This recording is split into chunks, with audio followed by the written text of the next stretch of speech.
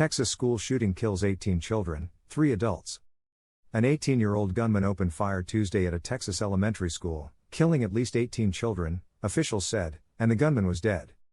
The death toll also included 3 adults, according to State Senator Roland Gutierrez, who said he was briefed by state police on the fatalities. But it was not immediately clear whether that number included the assailant. It was the deadliest shooting at a U.S. grade school since a gunman killed 20 children and 6 adults at Sandy Hook Elementary in Newtown, Connecticut, almost a decade ago.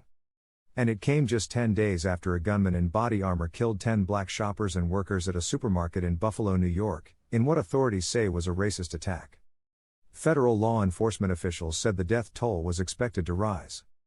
They spoke on condition of anonymity because they were not authorized to release investigative details. The gunman entered Robb Elementary School in Uvalde with a handgun and possibly a rifle, Governor Greg Abbott said.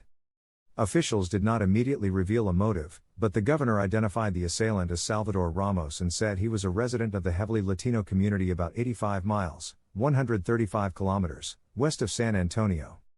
A Border Patrol agent who was nearby when the shooting began rushed into the school without waiting for backup and shot and killed the gunman, who was behind a barricade, according to a law enforcement official speaking on condition of anonymity because he was not authorized to talk about it. The agent was wounded but able to walk out of the school, the law enforcement source said. Abbott said the shooter was likely killed by police officers but that the events were still being investigated.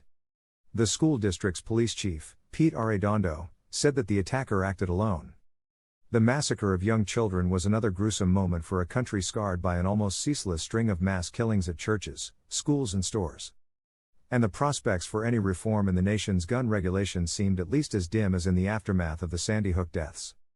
The gunman in Uvalde shot and killed, horrifically, incomprehensibly, 14 students, and killed a teacher, the governor said, adding that 2 officers were also wounded but were expected to survive. Pray for the lost, their families, and Uvalde, San Antonio Mayor Ron Nirenberg said in a tweet. It was not immediately clear how many people were wounded, but Arredondo said there were several injuries.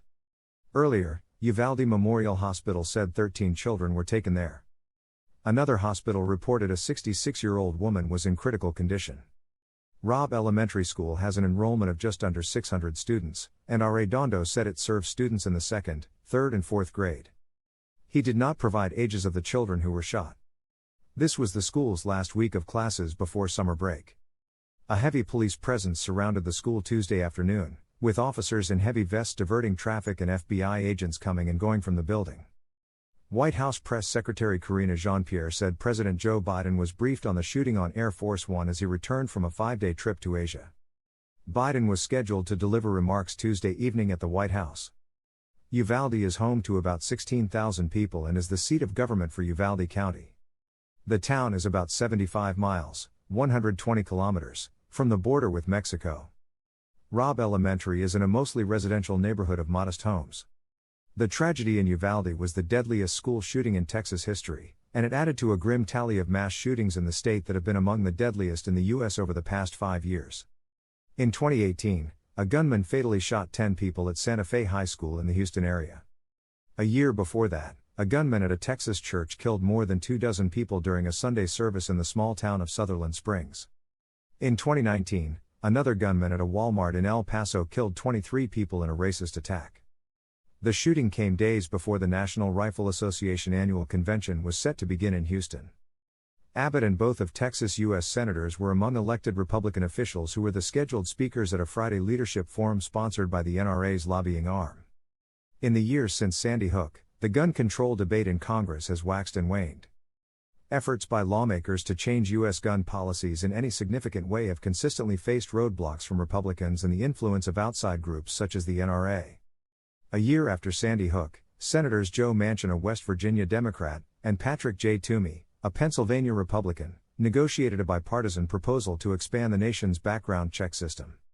But as the measure was close to being brought to the Senate floor for a vote, it became clear it would not get enough votes to clear a 60-vote filibuster hurdle.